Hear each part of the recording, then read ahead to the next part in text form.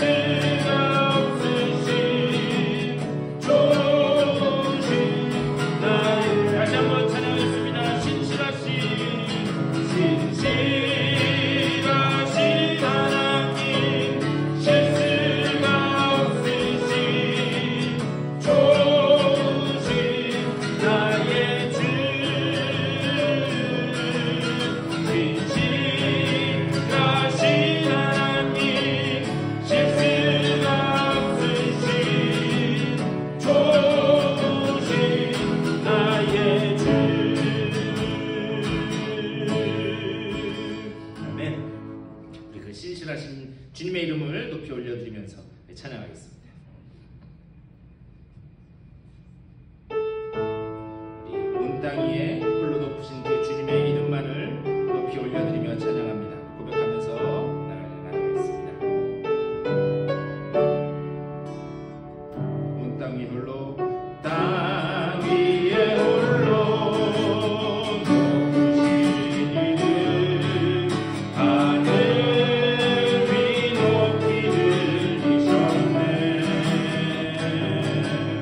온 땅 위에 홀로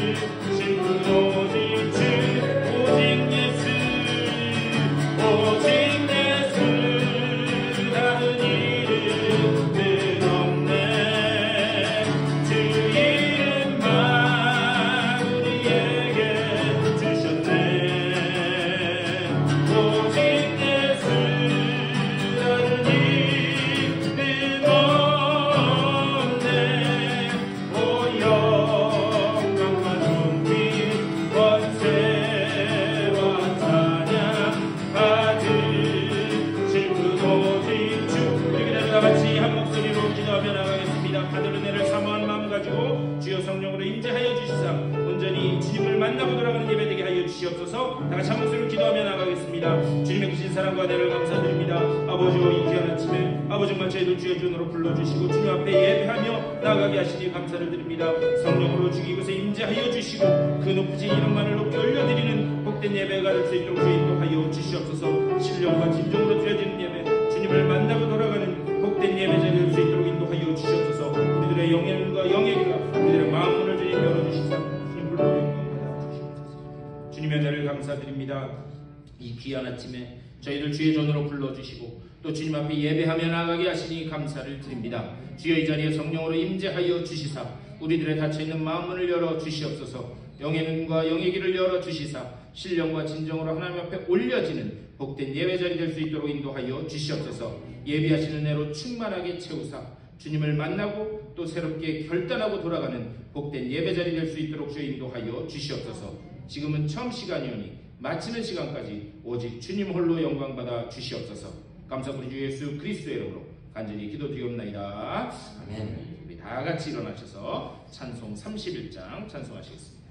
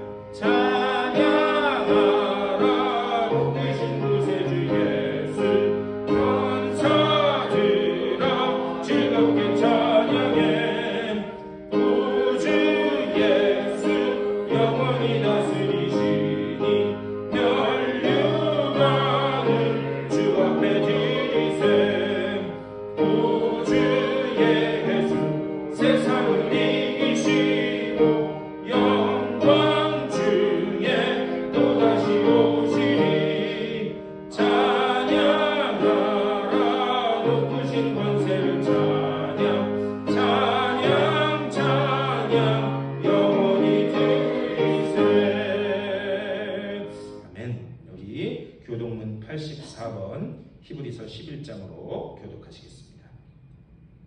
믿음은 바라는 것들의 실상이요 보이지 않는 것들의 증거니 선진들이 이로써 증거를 얻었느니라. 믿음으로 모든 세계가 하나님의 말씀으로 지어진 줄을 우리가 아나니 보이는 것을 나타난 것으로 말미암아 된 것이 아니니라. 믿음으로 아벨은 가인보다 더 나은 제사를 하나님께 드림으로 의로운 자라 하시는 증거를 얻었으니 하나님이 그 예물에 대하여 증언하시니라. 그가 앞서서나 그 믿음으로서 지금도 말하느니라. 믿음으로 에녹은 죽음을 보지 않고 옮겨졌으니 하나님이 그를 옮기심으로 다시 보이지 아니하였느니라. 그는 옮겨지기 전에 하나님을 지키지 않았나 하는 증거를 받았느니라. 믿음이 없이는 하나님을 기쁘시게 하지 못하나니 하나님께 나아가는 자는 반드시 그가 되신 것과 또한 그가 자기가 지은 자들에게 상 주시니 힘을 믿으려 할지니라. 아멘. 우리 사도신경으로 우리의 신앙을 고백하겠습니다. 전능하사 천지를 만드신 하나님 아버지를 내가 믿사오며 그 외아들 우리 주 예수 그리스도를 믿사오니 이는 성령으로 잉태하사 동정녀 마리아에게 나으시고 본디오 빌라도에게 고난을 받으사 십자가에 못 박혀 죽으시고 장사한 지 사흘 만에 죽은 자 가운데서 다시 살아나시며 하늘에 오르사 전능하신 하나님 우편에 앉아 계시다가 저리로서 산 자와 죽은 자를 심판하러 오시리라. 성령을 믿사오며 거룩한 공예와 성부가 서로 교통한 것과 죄를 사하여 주시는 것과 몸이 다시 사는 것과 영원히 사는 것을 믿사옵나이다. 아멘.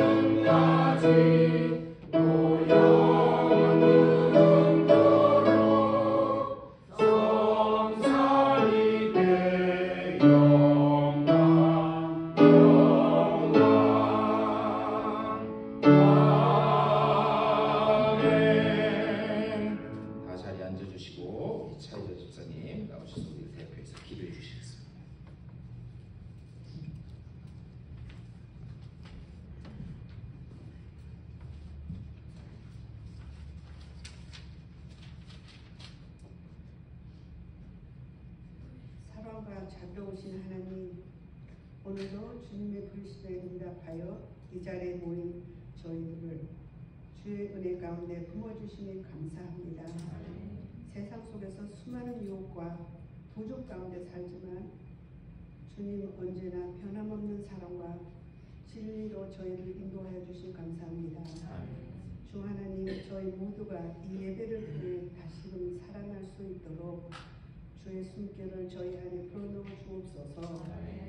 낙심한 영혼에게는 소망을, 지친 마음에게는 평안을, 방향을 잃은 이에게는 빛을 허락하여 주옵소서.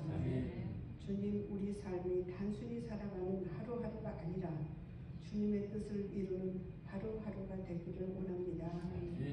작은 일에도 주님을 사랑을 전하는 자 되고 하시고 누가 아픔에 귀 기울일 줄 아는 따뜻한 마음을 허락하여 주옵소서.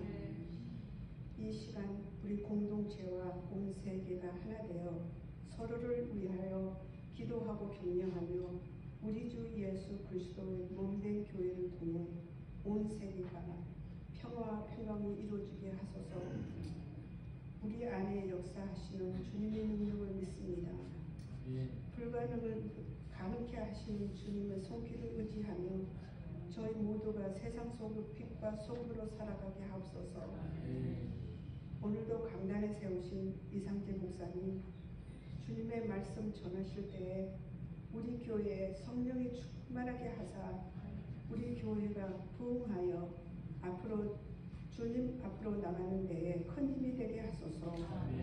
오늘도 저에게 주신 하루를 감사하며 주 예수 그리스도 이름으로 감사하며 기도드립니다.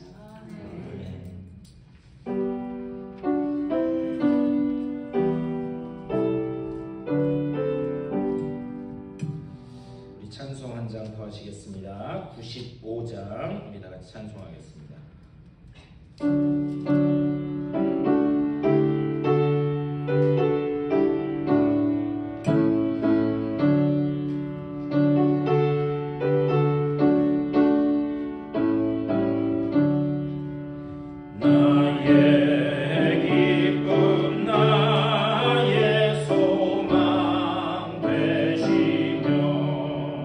나의 생명이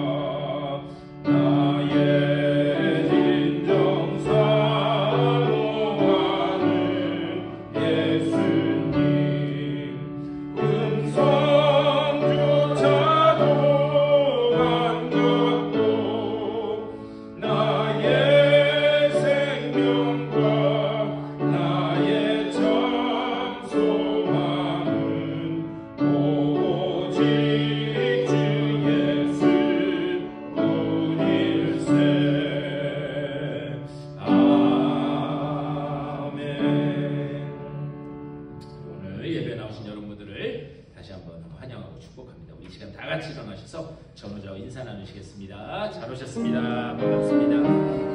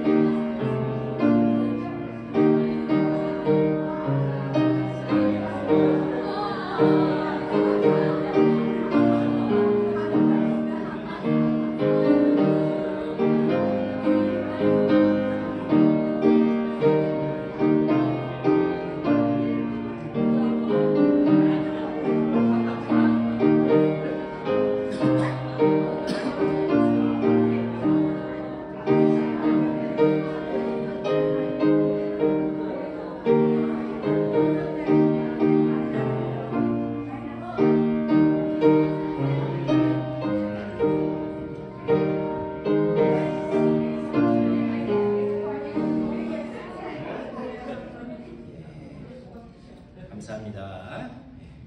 몇 가지 교회 소식 전해드리는데요. 우리 계속 말씀드린 대로 오늘 예배 마치고 친교실에서 식사하시고 그리고 다시 이곳에 모여서 여기서 연합속회를 하겠습니다. 제가 뭐 보여드리고 뭐 할 게 있어서 그래서 여기서 할 테니까요. 식사하시고 그리고 여기 오셔서 길게 안 할 겁니다. 뭐 한 3, 40분 길지 않으니까 뭐 3, 40분 일찍 간다고 천지가 개벽되는 것도 아니고 안 가실 걸로 믿지만 여기 모여서 우리 연합속회 하시고요. 또 간식도 맛있는 간식도 준비했습니다. 드시면서 자도록 하겠습니다. 그리고 우리 원래 지난 주일날 모이려고 했는데 우리 못 모였는데요. 재단 이사회 우리 다음 주 주일 예배 후에 모이도록 하겠습니다. 그래서 장로님들하고 권사님 모여주시기 바라고요. 그리고 제가 지난주에 아프시지 말라고 그렇게 말씀드렸더니 여러분 어제 새벽기도 때 들으셨겠지만 우리 권사님 저는 최 권사님 못 오실 줄 알았어요. 어제 아침에 전화를 드렸더니 그냥 아프셔가지고 통증 때문에 그런데 참 감사하게 나오셔서 참 감사합니다. 또 지난주에는 김정희 집사님이 밟았더니 이거 뭐지? 아령으로 여기 찍으셨다 했잖아요. 그냥 허렇게 멍들었는데 얼마나 그랬는데도 참 이렇게 나오셔서 참 감사하고 우리 정학자 권사님도 어지러우시고 뭐 허리 아프시나 뭐 여기 그냥 토요일날 새벽에 나오시면요 제가 새벽에 나오신 분들 꼭 안수하면서 기도해드리거든요. 나오셔서 같이 기도하면 나을 줄 믿습니다. 그래서 여러분들 기도로 주변에 아픈 분들 또 우리 전영순 집사님도 지금 못 나오신 지가 꽤 오래되셨는데 근데 우리 전 집사님도 이 앉아있지를 못해서 못 나오시는 거예요. 의자가 딱딱해서 그래서 댁에서는 이 카우치에 이렇게 푹신하니까 이렇게 앉으실 수 있는데 여기가 딱딱해서 못 나오시는데 위해서 기도해 주시고 또 우리 저기 누구야 김춘옥 집사님, 김춘옥 집사님 사다리 못 나오셨어요. 사다리에서 그래가지고 그냥 얼굴이라는 그러셨다는데 위에서 좀 여러분들 빨리 회복할 수 있도록 위해서 계속 기도해 주시기를 부탁드립니다. 하나님의 말씀 보시겠습니다. 오늘 우리에게 주시는 하나님의 귀한 말씀은 신약성경 로마서 5장 1절부터 6절까지의 말씀입니다. 로마서 5장 1절에서 6절까지의 말씀. 이 화면을 보면서 한 절씩 교독하시겠습니다. 그러므로 우리가 믿음으로 의롭다 하심을 받았으니 우리 주 예수 그리스도로 말미암아 하나님과 화평을 누리자. 또한 그로 말미암아 우리가 믿음으로 서 있는 이 은혜에 들어감을 얻으며 하나님의 영광을 바라고 즐거워하느니라. 다만 이뿐 아니라 우리가 환난 중에도 즐거워하나니 이는 환난은 인내를, 인내는 연단을, 연단은 소망을 이루기를 알미로다. 소망이 우리를 부끄럽게 하지 아니함은 우리에게 주신 성령으로 말미암아 하나님의 사랑이 우리 마음에 부은 바 됨이니 우리가 아직 연약할 때에 계약대로 그리스도께서 정권하지 않는 자를 위하여 죽으셨다. 아멘. 오늘 우리에게 주시는 하나님의 귀한 말씀입니다. 오늘 이 아침에도 주님이 주시는 놀라운 은혜로 충만하게 채워주시기를 축복합니다. 우리가 직접 읽어보지는 않았지만 아마 여러분 이 마크 트웨인이라고 하는 분이 쓴 이 소설 중에 왕자와 거지라고 하는 그 소설에 대해서 들어보셨으리라 믿습니다. 영화로도 만들어지고 또 여러 가지 드라마 같은 스토리로도 만들어지고 했는데 그 왕자와 거지 내용을 보면 이런 거예요. 이 헨리 8세라고 하는 사람이 영국의 왕이었는데 그때에 이 궁궐에서 에드워드라고 하는 그런 왕자가 태어납니다. 그런데 이 에드워드 왕자가 태어날 그 같은 날 같은 시간에 한 거지의 집에서 톰이라고 하는 그런 아이가 태어납니다. 그런데 그 두 왕자와 거지의 얼굴 생김새가 굉장히 비슷하게 생긴 거예요. 그런데 이 궁궐에서 태어난 에드워드는 자라면서 점점 왕궁 바깥의 생활을 동경을 하게 됩니다. 그러다가 어느 날 이 거지의 집에서 태어난 톰이라고 하는 이 아이가 아버지가 못된 일 시키고 도둑질 시키고 그래서 그것을 피해가지고 한 으슥한 곳으로 숨어서 들어가요. 그런데 거기에 우연히 아주 운명적으로 그 왕자였던 에드워드가 거기 왔다가 거기서 둘이 만나게 돼요. 운명적인 만남이 이루어지게 된 겁니다. 그래서 이 에드워드가 평소에 바깥 세상을 동경했기 때문에 야 너랑 나랑 보니까 똑같이 생겼는데 우리 한번 신분을 바꿔보자 이렇게 제안을 합니다. 그래서 어떻게 하는가? 왕자인 에드워드는 그 거지인 톰의 집으로 그리고 그 톰은 왕궁으로 이렇게 신분이 바뀌게 돼요. 그래서 왕자와 거지 제목이 그렇습니다. 그 에드워드라고 하는 그 원래 왕자 그 왕자는 거지의 소굴로 들어가서 도대체 이 나라의 문제가 뭔지 사람들이 왜 가난하게 되었는지 그리고 이 사회의 문제가 뭔지 그런 것들을 잘 깨닫고 배우기 시작합니다. 그런데 이 궁궐에 들어온 톰에게는 아주 재밌는 일들이 벌어지게 돼요. 하루아침에 거지였다가 왕자가 돼버리니까는 하나부터 열까지 그냥 다 불편한 거예요. 물론 거지로 살 때처럼 배고프지는 않아서 좋아요. 그런데 궁궐에 있으면 신하들이 와서 어떻게 해요? 이거 하시면 안 됩니다. 이거 하셔야 됩니다. 그렇게 걸으시면 안 됩니다. 그렇게 말씀하시면 안 됩니다. 하나부터 열까지 다 간섭하는 거예요. 그러니까 너무나도 불편해. 더군다나 침대는 푹신한데 그런데 오히려 푹신한 침대가 더 불편한 거예요. 왜 그런가? 늘 바닥에서만 자서 몸이 바닥을 기억하는 거예요. 몸이 푹신한 침대를 기억하는 게 아니라 이 딱딱한 바닥을 기억하는 거예요. 왕궁에 있는 그 톰은 답답해서 못 살겠다. 그래서 결국에는 그 자기가 원래 있던 거지의 소굴로 돌아가는 그것을 계속해서 바라고 그 욕구가 그 속에서 계속해서 일어납니다. 이것이 이 왕자 거지의 전체적인 그런 내용입니다.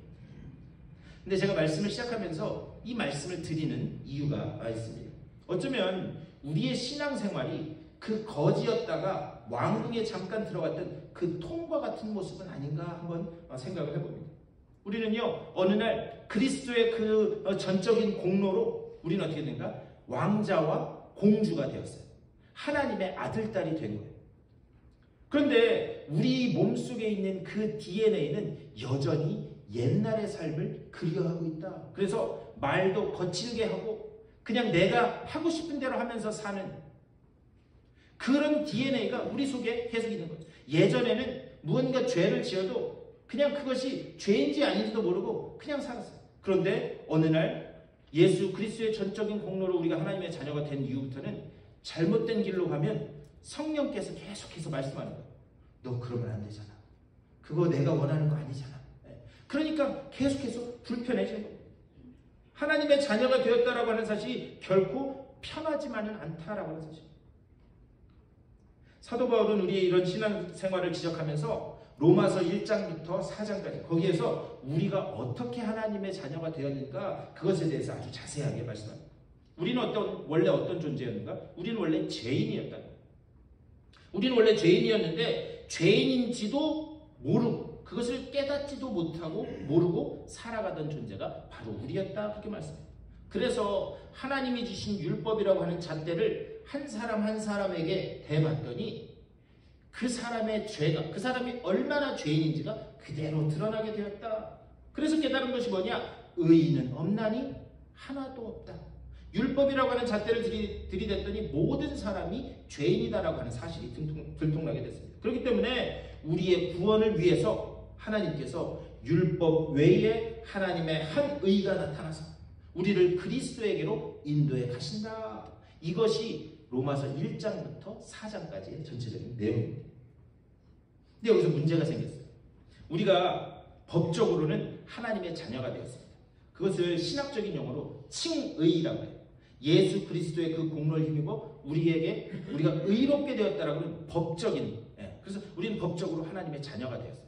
그런데 우리가 법적으로 하나님의 자녀가 되었다라고 하는 것과 그 하나님의 자녀로서 자녀답게 살아간다라고 하는 문제는 전혀 다른 차원의 문제다라고 하는 사실입니다. 예를 들면 이런 거죠.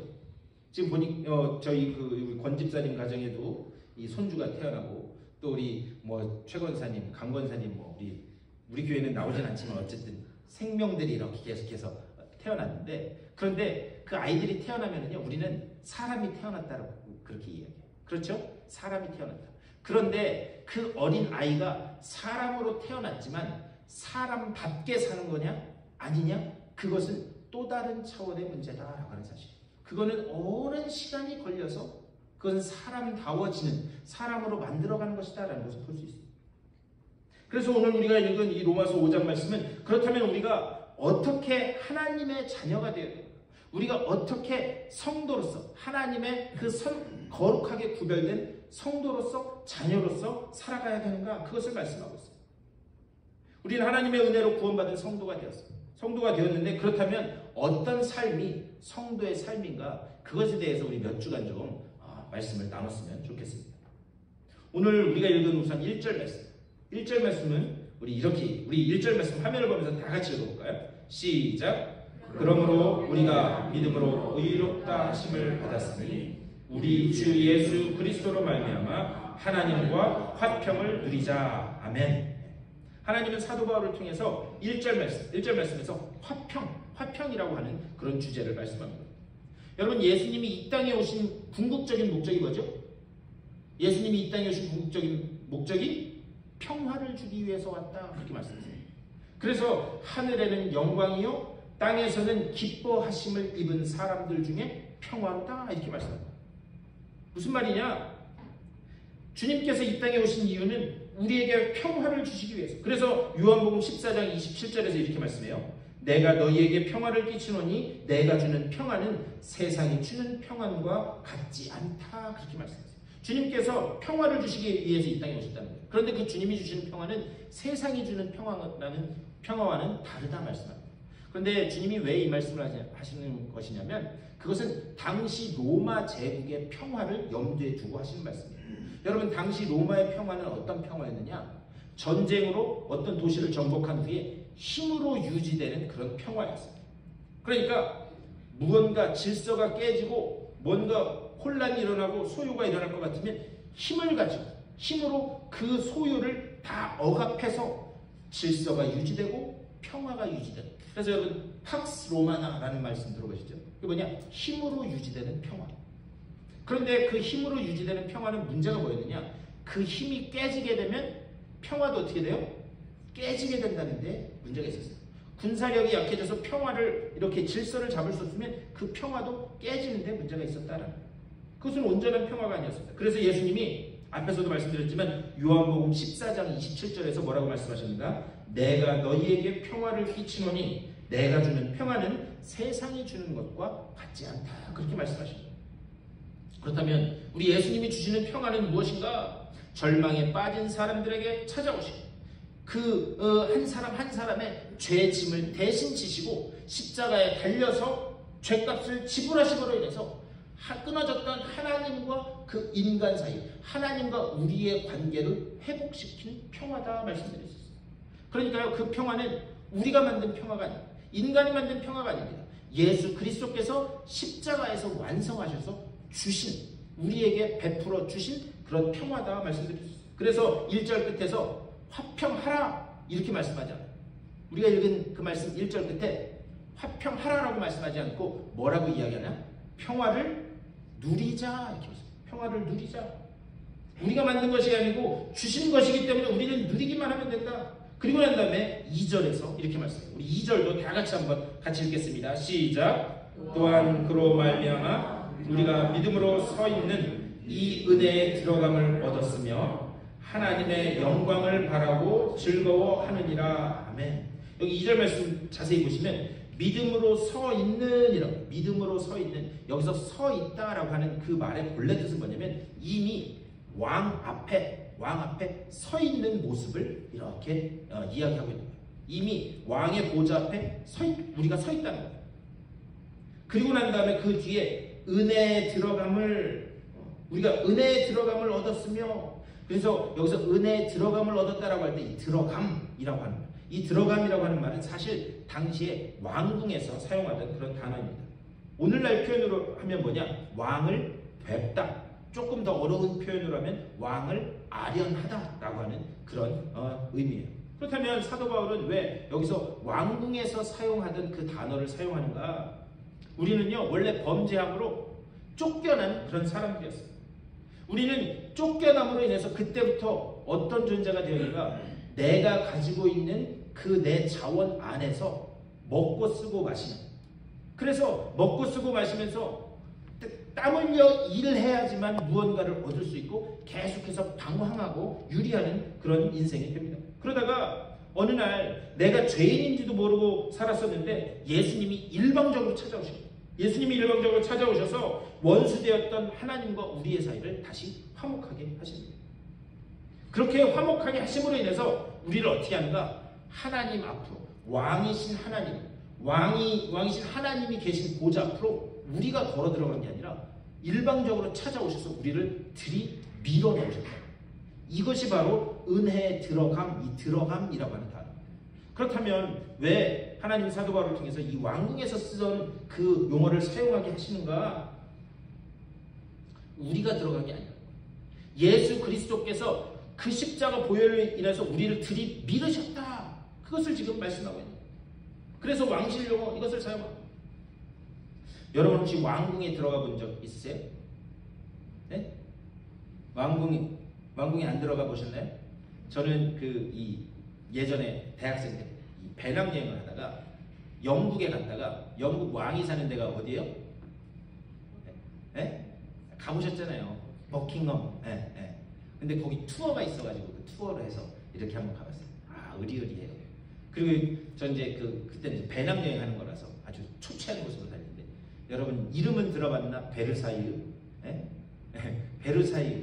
엄청 화려하게 했어요. 그런 데를 가봤어요. 근데 지금 거기는 사람이, 이 왕이 사는 데가 아니라 그냥 그 건물만 있는 건데, 제가 예전에 이 TV를 보니까 태국은 왕이 있거든요. 총리도 있고 왕도 있지만 지금도 오늘날 21세기에도 왕을 보려면은요, 왕이 앉아있는 이 보좌가 이렇게 있으면 저쪽 끝에서부터 앉아가지고 엉덩이를 질질 끌면서 이렇게 가야 된대요.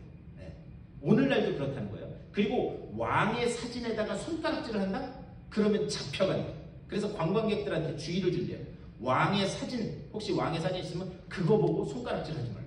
그게 왕 모욕죄로 잡혀갈 수도 있다는 거예요. 오늘날도 그런데 하물며 그 옛날에 일반인이 왕한테 나아가고 왕의 앞에 서고 그리고 왕이 있는 그 보좌 앞에 당당히 서 있는다. 이것은 불가능한 그런 일이었습니다. 그런데 원래 우리는 어떤 존재였는가? 그 왕궁에서 살도록 창조된 사람이었어요. 하지만 인간이 타락함으로 인해서 거기서 쫓겨나게 됩니다. 그런데 예수 그리스도의 공로로 그 왕 앞으로 나아갈 수 있도록 당대히 나아갈 수 있도록 들이밀어진 존재가 바로 우리이다. 그것을 지금 하나님은 사도 바울을 통해서 말씀하는 거예요. 하나님의 이 예수님의 화목케 하시는 그 공로로 들이밀어져서 그렇게 세움을 입었다면, 그렇다면 이제 우리가 해야 될 일은 무엇인가? 여러분 다 같이 따라해 보세요. 누리자. 예, 우리는 이제 뭐만 하면 된다? 누리자. 예. 우리는 그렇게 들이밀어졌기 때문에 이제 우리는 누리기만 하면 되는 거예요. 무엇을 누려야 되는가? 하나님의 풍성함, 그 하나님의 은혜를 누리는 존재, 그것을 누리는 존재가 되어야 될 줄 믿습니다. 누리기만 하면 된다.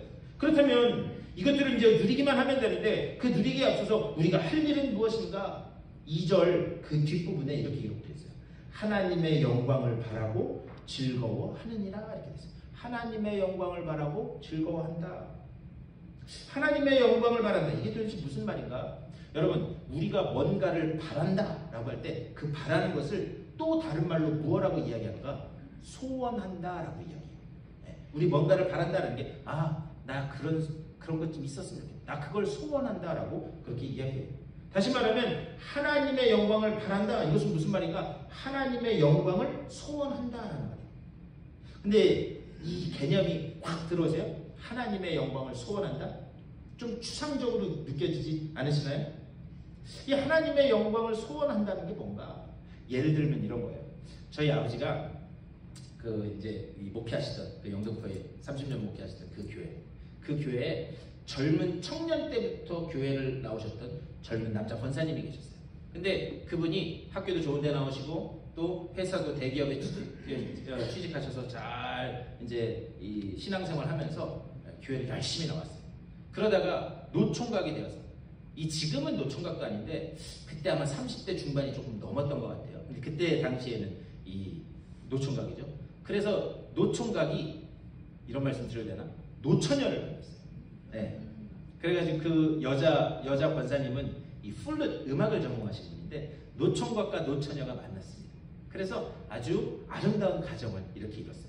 그래서 아버지가 저희 주례도 하시고 모든 교인들이, 주변에 있는 분들이 축하를 해줬는데, 안타까운 거는 아이를 낳는데 아이가 자폐기가 있는 거예요.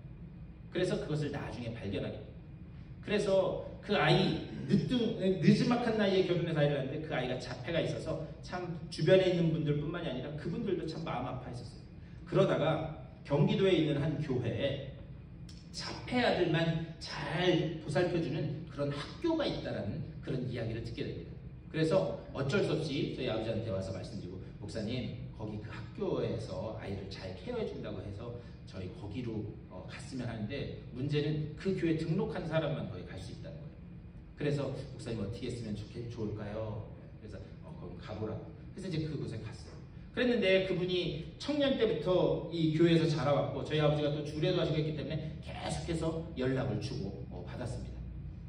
그러다가 그 아이가 이제 점점 자라나가면서 그 부모님이 한 가지 그 아이의 특별한 재능을 발견했는데, 그게 뭐냐? 그게 피아노를 기가 막히게 치는 거예요. 악보를 보는 것도 아니에요.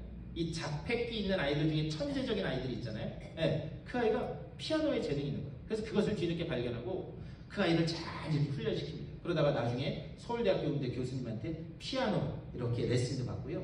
그러다가 그 아이가 미국 유학도 왔어요. 미국 유학도 왔다가 그러다가 한국에 가서 서초동에 있는 예술의 전당, 여기 미국으로 치면 뉴욕 카네기 홀 같은 데요, 한국에서는. 거기에서 독주회도 하고 그랬어요. 그 아이 이름이 성현인데, 배성현인데. 그래서 그 아이가 그렇게 물론 육체적으로는 불편한 자폐하지만 그 아이가 아주 그렇게 훌륭한 아이로 잘 자라났어요. 지금 한 20대 후반, 30대쯤 됐을 거예요. 그러니까 그 아이가 그렇게 유명해지니까 특별히 이 몸이 불편한 자폐아이로 유명한 피아니스트가 되니까요. 주변 사람들의 그 관심이 어디로 쏠리느냐? 그 아이한테 쏠리는 게 아니라 부모한테 쏠리는 거예요. 이해가 되시나요? 아니 도대체 애를 어떻게 교육을 시켰길래 그 몸이 불편한 아이가 이렇게 훌륭한 아이로 자랄 수 있었습니까? 물론 겸손하게 말씀과 기도로 키웠습니다. 이렇게 말씀하긴 하지만 그 아이가 그렇게 훌륭한 사람으로 자라나가니까 그 영광이 누구에게로 돌아가요? 부모에게로 돌아간다라고 하는 그런 사실입니다. 제가 이 말씀을 드리는 이유가 있어요. 뭐냐? 아이가 잘 되면 그 영광을 부모가 받는다. 하나님의 영광은 누구를 가리키는 것인가? 바로 우리를 가리키는 것인 줄 믿습니다. 아멘. 우리는 누구인가? 하나님의 영광이다라고 하는 사실. 그러니까 우리가 하나님의 영광으로서 이 땅에서 어떻게 살아가야 될 것인가? 하나님이요, 각 사람을 한 사람 한 사람 다 부르세요. 그런데 인간의 눈에는 하찮고 보잘것없는 사람처럼 보여도 그 한 사람 한 사람은 하나님의 영광을 걸고 창조한 인간이기 때문에 그 사람을 통해서 그 성도를 통해서 하나님은 반드시 영광 받으실 줄 믿습니다. 그것을 지금 이야기하는 거예요. 우리가 하나님의 영광이다. 그런데 2절에서 뭐라고 이야기하는가? 하나님의 영광을 바라고, 제가 여기는 말씀드렸어요. 하나님의 영광을 바라고 즐거워하느니라 이렇게 말씀해요. 그런데 여기서 즐거워한다라는 말의 그 본래 뜻은 뭐냐면은 자랑한다라고 하는 의미예요. 자랑한다. 하나님의 영광이 우리인데, 하나님의 영광이 우리인데, 우리를 통해서 이루어질 어떤 그런 이 영광을 바라보면서 그것을 자랑한다라고 하는 그런 의미예요. 이것도 약간 좀 추상적이죠? 네. 이 무슨 말인가? 예를 들면 그런 거예요. 요즘에 저희 정아가 저희 집사람하고 저한테 계속 조르는 게 있어요. 전기자전거를 사달래요. 여러분 길거리에 전기자전거 돌아다니는 거 많이 보시죠? 저희 아이가 저희 집 주변에 있는 그 중학교 이번에 갔는데 거기는 학교가 너무 안 좋더라고요. 네. 그래서 조금 멀리 떨어진 데, 한 5마일 정도 떨어진 데로 이렇게 학교를 지원해서 이제 갔어요. 거기도 공립학교이긴 하지만 갔는데 저도 이제 뭐 이렇게 하고 또 교회도 왔다 갔다 하니까 거기는 또 저희 그 스쿨 디스트릭이 아니라 스쿨버스가 안 다녀요. 그러니까 아침에 떨궈주고 오후에 데려와야 되는 거예요. 그래서 제가 이비방정이지. 이비방정이 말을 조심해야 돼. 쟤한테 야, 너 전기자전거 사주면 전기자전거 타고 학교 왔다 갔다 할 수 있겠냐? 왜 그러냐면 이렇게 페달 굴려서 가면 힘들잖아요. 5마일. 어른도 힘든데. 근데 전기자전거는 요것만 쫙 당기면 지가 가니까 할 수 있겠냐? 그랬더니 할 수 있대. 당연히 할 수 있다고 하겠지. 예. 그러지 않겠어요? 예. 그래가지고 그래. 그렇게 하자. 라고 얘기를 했어요. 그래가지고 그랬는데 자전거를 사주려고 돈을 이렇게 모았는데 갑자기 다른 데 쓸 일이 생긴 거예요. 이거 예예요, 예. 전기자전거 사달라고 한 거는 사실인데 이거는 예예요. 그랬는데 제가 갑자기 그 돈을 딴 데 쓸 일이 생겨요. 그래서 그 돈을 급하게 딴 데 쓰느라고 자전거를 못 사주게 됐어요. 네. 그런데 제가 처음에 자전거를 사준다고 했을 때 전기자전거 생긴다니까 얼마나 좋겠어요? 그러니까 주변에 다니면서 친구들한테 막 자랑한 거예요. 나 아빠가 엄마가 전기자전거 사준다고 했다? 그러면서 막 동네방네 다 자랑을 한 거예요. 다 자랑을 했는데 제가 여기에 써야 될 금액을 급하게 딴 데 쓰느라고 돈이 없어서 자전거를 못 사주게 된 거예요. 자, 여러분, 지금까지 드린 건 예인데 이걸 한번 상상해 보셨으면 좋겠어요. 이런 일들은 우리들 삶 속에서 얼마든지 일어날 수 있는 일입니다. 그렇죠? 부모는 한계가 있는 인간이기 때문에 무언가를 해준다고 약속했어도 그 상황이 여건이 되지 않으면 그것을 해줄 수 없는 상황이 수도 없이 부지기수처럼 많이 생길 수밖에 없습니다.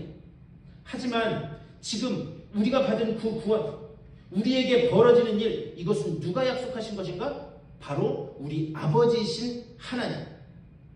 전지전능하시고 능력이 한이 없으신 그 하나님이 우리에게 약속하고 계시는 것인 줄 믿습니다. 그러니까요, 하나님이 우리에게 약속하셨으면요, 뭐냐? 될 것과 같은 것도 아니에요. 언젠가는 되어질 일도 아니에요. 하나님이 약속하시면 이미 된 것인 줄 믿습니다. 네, 하나님이 약속하시면 이미 된 거예요. 다만 인간이라고 하는 그 삶 속에서 시간이라고 하는 그 속에서 이루어지기 때문에 어떨 때는 그게 지루한 것 같고 한없이 기다려야만 하는 것 같을지라도 하나님이 약속하시면 이미 된 것인 줄 믿습니다. 하나님이 우리에게 약속하신 내 인생을 통해서 받으실 그 영광을 우리가 그렇다면 이미 받은 것인데, 받은 것과 다름없는 것도 아니고 받은 것인데, 그렇다면 우리가 자랑할 수 있어요, 없어요?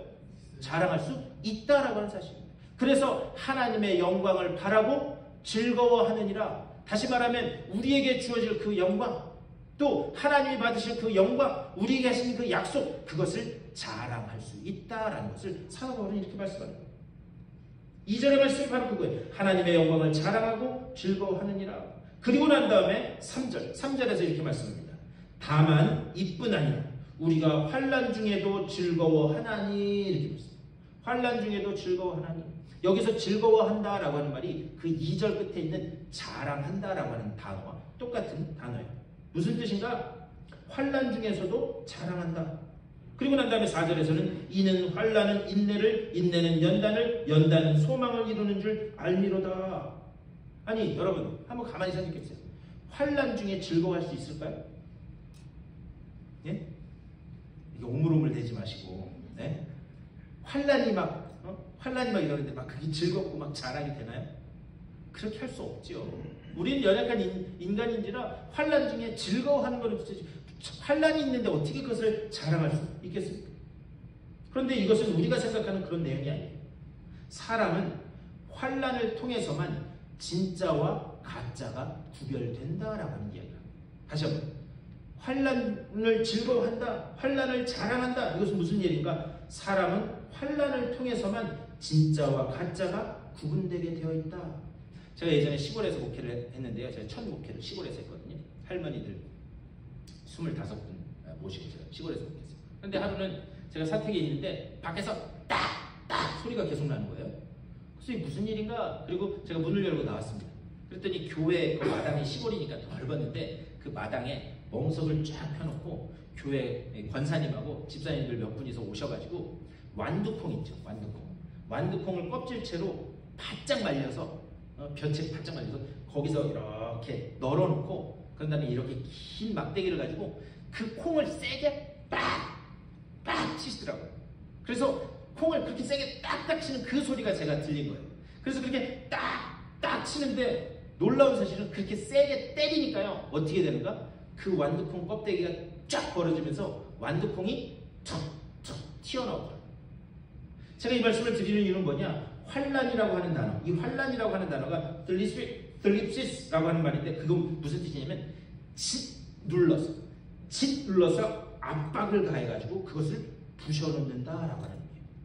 환난이라고 하는 말은 뭐냐? 짓 눌러서 압박을 가해서 부서뜨리면 그러면 거기에서 뭐가 튀어나온다? 진짜가 튀어나온다. 진짜 알맹이가 진짜 열매가 튀어나온다라고 하는 사실이에요. 그것이 바로 인내다. 환난은 우리에게 진짜와 가짜를 구별하게 해준다. 그래서 우리의 시선이 계속 그리스도께로 향하도록 그렇게 하는데, 그런데 이것은 한두 번으로 끝나는 싸움이 아니라 이게 한 번 한다고 해서 그렇게 이겨서 그 속에서 이겨내서 거기서 열매가 튀어나온다고 해서 바로 어떤 참 열매로 참 그리스도의 제자로 되는가? 그것이 아니다. 이것은 지리한 여러 번의 인생의 싸움 가운데서 진짜와 가짜가 구별된다. 4절에서 인내는 연단을, 이 연단은 굽어지지 않는 태도를 이야기합니다. 여러분 다윗의 삶을 한번 생각해 보셨으면 좋겠습니다. 다윗이 이쪽으로 피해보기도 하고 저쪽으로 피해보기도 합니다.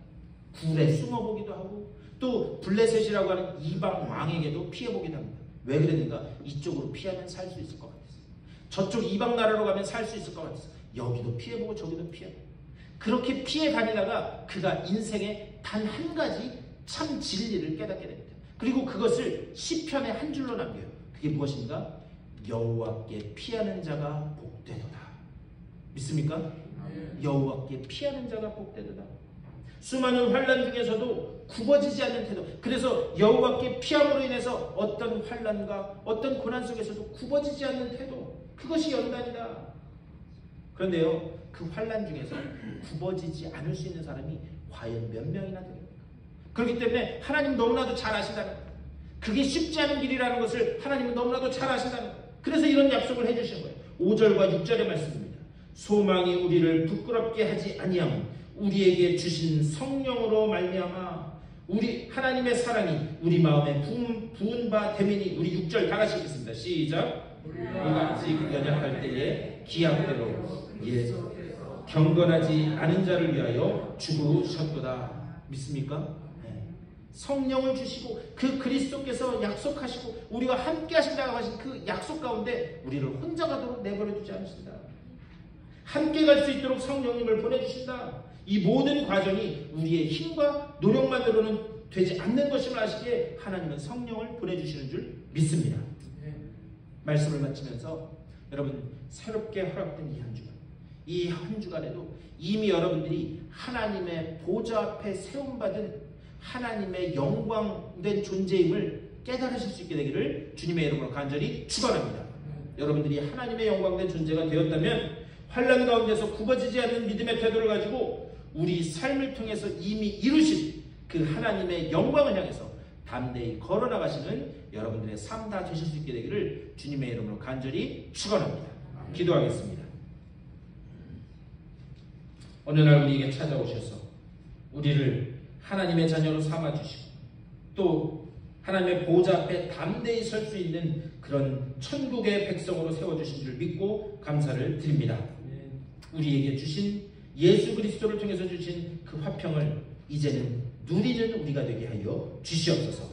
그리하여 어떠한 환난 가운데서도 굽어지지 않고 오직 이미 십자가에서 완성하신 그 하나님의 영광을 향해 담대히 걸어나가는 주님의 복된 백성들 다 될 수 있도록 인도하여 주시옵소서. 감사합니다. 우리 주 예수 그리스도의 이름으로 간절히 기도드리옵나이다. 아멘. 우리 다 같이 일어나셔서 준비하신 예물을 하나님 앞에 봉헌하겠습니다.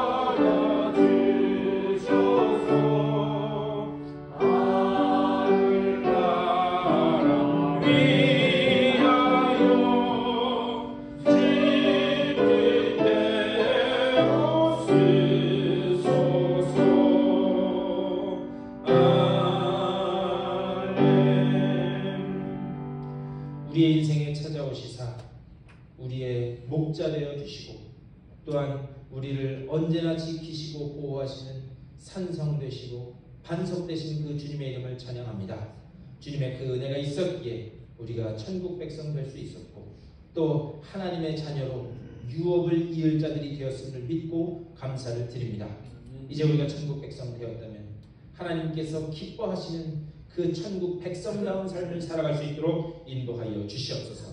어떤가 환난과 고난 가운데서도 굽어지지 않고 오직 주님께 시선을 고정하고 담대히 걸어나가는 복된 믿음의 소유자들 될 수 있도록 인도하여 주시옵소서.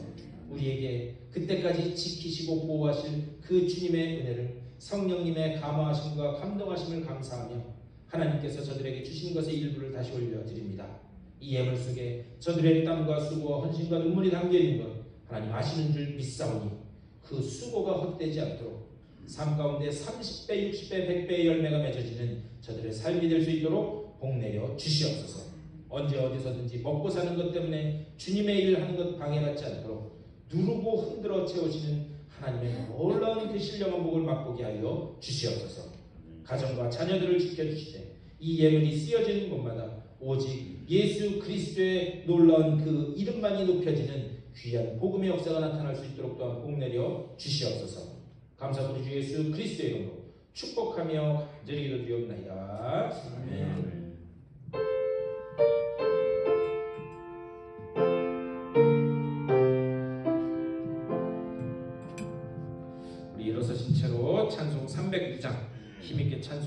하면서 축도로 예배 마치겠습니다.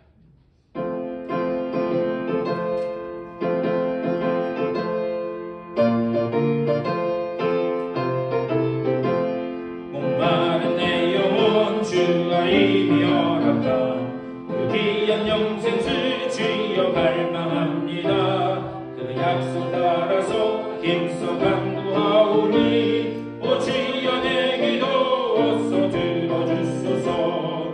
예수의 사랑 예수의 사랑 바다 물결같이 내게 임하니 영광의 물결에 온전히 쌓여서 내 영혼의 기쁨 한량없도다. 주 내게 약속한 금비 내려주시며 은혜의 저 구름 건너편에 떠올라 그 귀한 징조가 내게 밝히 보이니 나 힘을 다하여 주께 간구합니다. 예수의 사랑 예수의 사랑 바다 물결같이 내게 임하니 영광의 물결에 온전히 쌓여서 내 영혼의 기쁨 한량없도다. 은혜의 소낙빛이 눈을 쫓기 되며 두 번의 큰 강물 흘러차고 넘쳐서 내 주변 모든 죄 모두 씻어버리니 나 지금 은혜를 충만하게 받았네. 예수의 사랑 예수의 사랑 바다 물결같이 내게 임하니 영광의 물결에 온전히 쌓여서 내 영혼의 기쁨 한량없도다.